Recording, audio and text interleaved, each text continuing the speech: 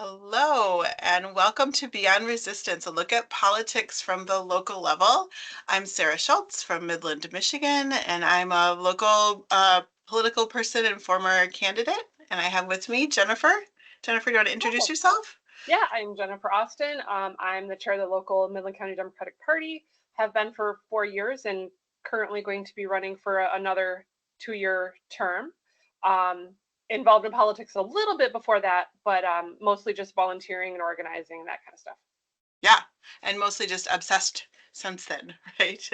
Yes, yes. So Jennifer and I live in Midland, and Midland is a trending blue area of a purple state that has seen a lot of really amazing gains in the last couple of election cycles.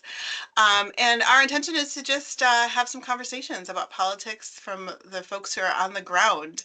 And so, Jennifer, this first conversation, I'd love for us to just talk about that item that's in the news recently about how President Biden decided to go ahead and pardon his son Hunter, even after he said he wouldn't.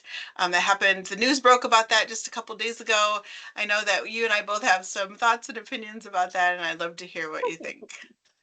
I have so many thoughts, so many thoughts. I did listen to a few podcasts this morning. Some of the main ones that I listened to talking about it, and I won't go over everything they said, but let's just say like Pod Save America and Tim Miller and the Bulwark are not in favor of, of President Biden's decision here. And there's all sorts of reasons, and like intellectually, I agree with most of the things that they are saying. They all have Mhm. points. They all have points for sure. But I'm just kind of like, I don't care anymore. I know this sounds terrible to start off the podcast with that, but I just mean like Yeah, I'm so tired of this hand wringing and pearl clutching, and we can't do anything. Every step has to be perfect. The I know. Republicans aren't bothering with that, so why are we? Exactly. I know exactly what you mean. My husband Andy asked me about it yesterday, and he said, "What did you think about that?" And I said, "I think good. I think that that again, like we should stop worrying about every step of the way, and that this idea that like what he did is going to erode like trust in the justice system is Hmm. ridiculous when you have literally a person as elected president with a Yeah, boatload of felonies that is not going to yeah, spend a second in prison. So we got to worry about Joe Biden pardoning his son, and that's going to erode the justice system. I don't yeah. think so. I don't think so. But we're just going to get all worked up and worried about it, and Hmm. it's actually not going to matter to current and future voters. So let's spend some time on some other things. That's how I feel. And I really feel like the American voters have spoken, and there's I mean we could get into a whole reason of like why people voted for Trump and whatnot. Like there are people that think everything he does is great, and there's people that think that some of the stuff he does is great and everything else is lies and that he didn't actually do that stuff.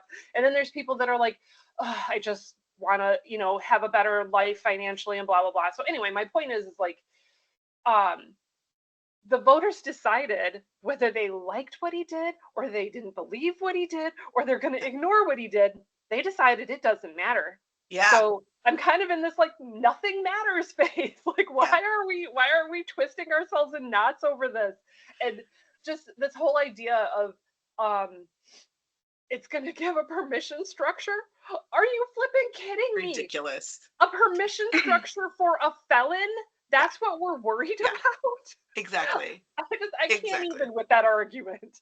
Yeah, these headlines of like this pardon is going to give Trump an opening to like Yeah, do something else, as if he ever needed an opening ever to do anything yeah, that he wanted to yeah, do, which history totally proves out. So the headlines that kind of blame Democrats for creating an environment where Trump can be Trump is ridiculous. It's yeah. absolutely Hmm. ridiculous. It's I absolutely mean, ridiculous. it's a narrative that gets created. Just like with the whole trans issues, like Democrats talk about trans issues too much. No, the Republicans are talking about the trans issues, and we're just defending people. And then it's the Democrats talk about trans issues. So it's a narrative. It's just like, um, I bet you there are more Democrats today talking about this issue and being mad that Biden did this than there are Yes. Republicans. Exactly. We eat our own. We eat our own all the time. Yeah. Yeah. And like those podcasts I mentioned, just within the last couple of weeks, all of them have talked about how we have to stop eating our own. We can't be mad about every little thing. We don't have to have an ideology purity test. Like, and I agree with that. I agree with that. But they're talking about, if somebody says illegals instead of undocumented, or if, Right. just things like that. They're like looking at that kind of stuff, like where this to them is just too far over the line. And I'm like, oh, no, it's And not.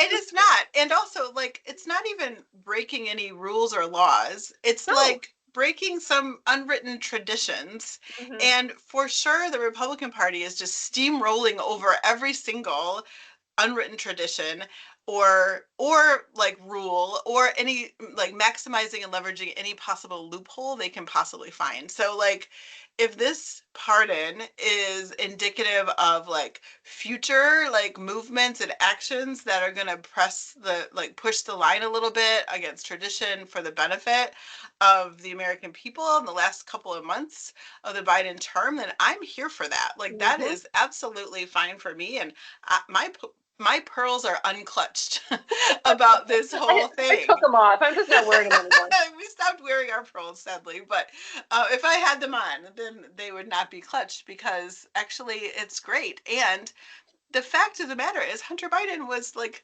the justice system was weaponized against him for Hmm. political purposes, and so like that in and of itself erodes the sort of trust in the justice system. And so Yeah.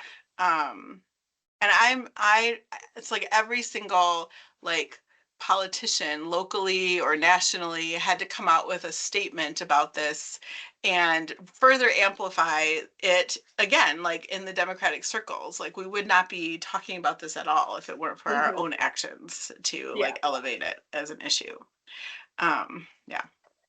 Yeah. I sorry, I had a thought and now I can't remember what it was. I have so many that are going through my head on this issue. Just, well, like, okay, so like maybe he shouldn't have done it.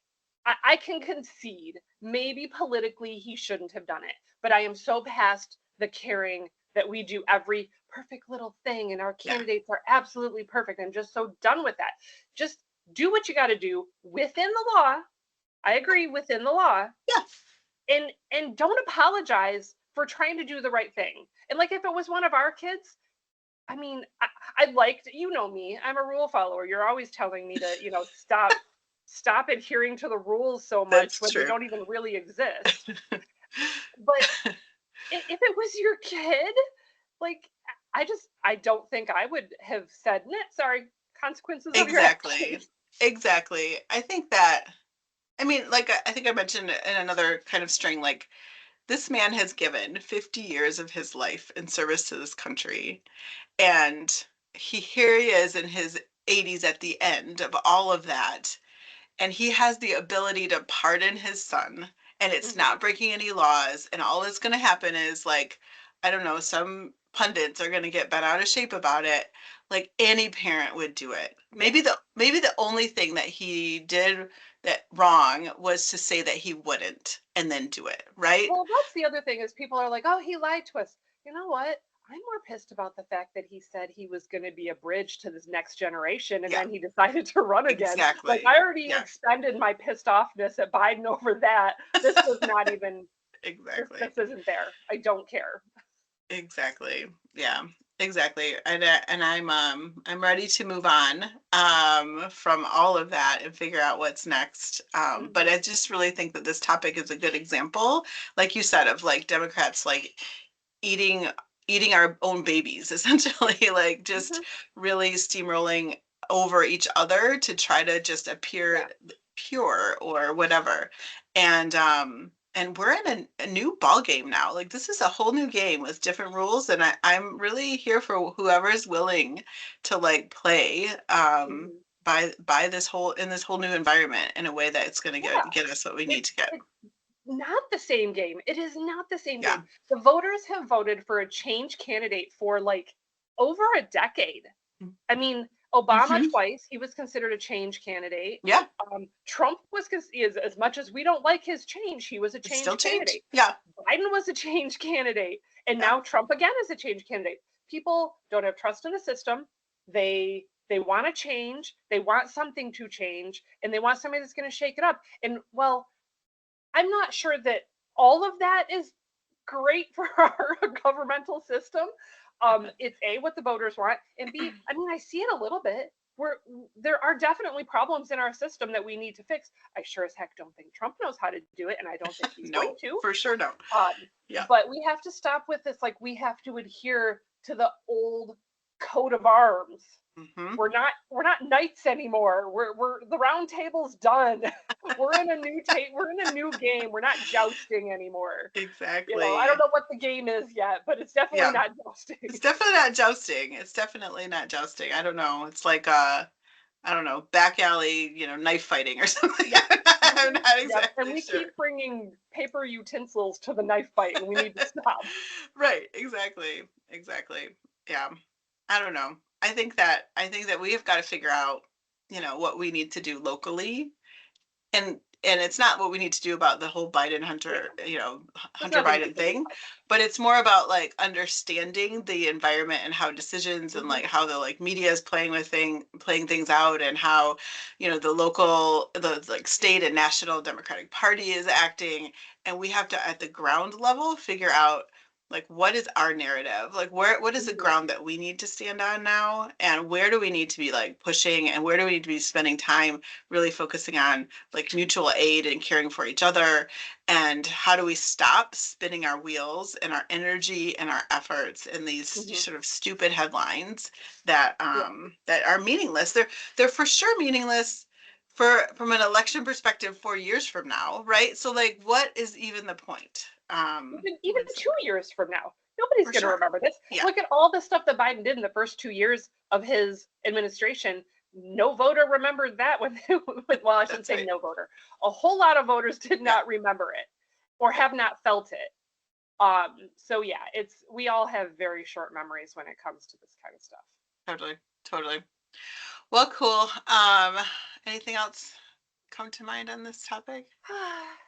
Deep sigh of frustration, and maybe someday they'll learn.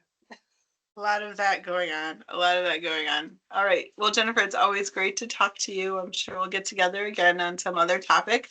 But thanks. Thanks for the time. All right. Thank All you. Talk right. to you later.